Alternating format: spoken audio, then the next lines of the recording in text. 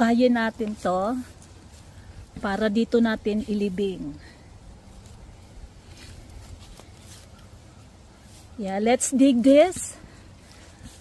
So this is the I'll bury the something in here. Yeah.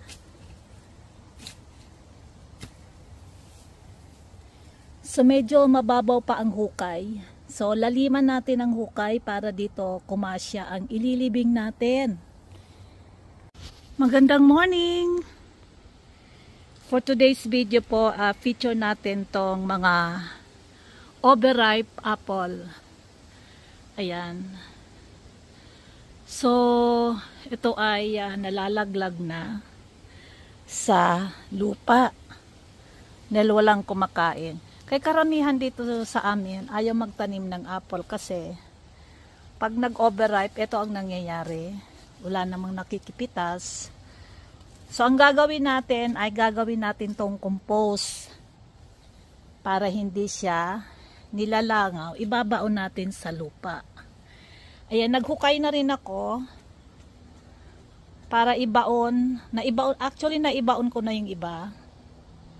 Yan, para maging compost. Tara na, yan. Panoorin natin. Ito na, hukay ko na rin. Para mailaglag natin yung overripe na apple dyan. Try natin ulit. Maglaglag. Kasi marami pa.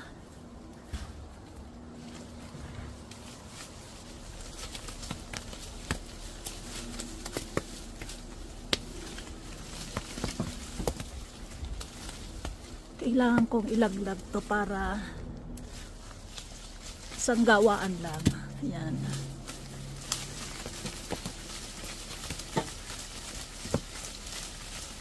Ayan. So nagbagsak na sila dyan. At ito pa nga. So marami rito. Ayan.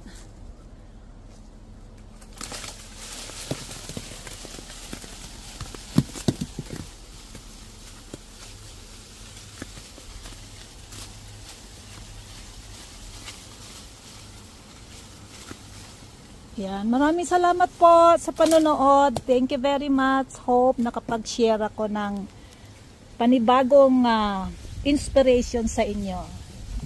Na dapat ibinabaon natin ang ating mga excess kitchen waste o kaya naman mga ganitong prutas na hindi na makain. Maraming salamat.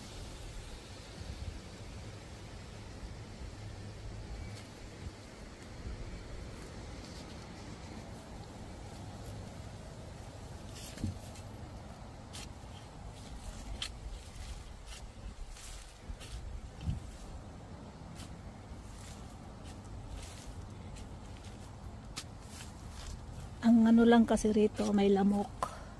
Kinakagat ako ng lamok. Ayan.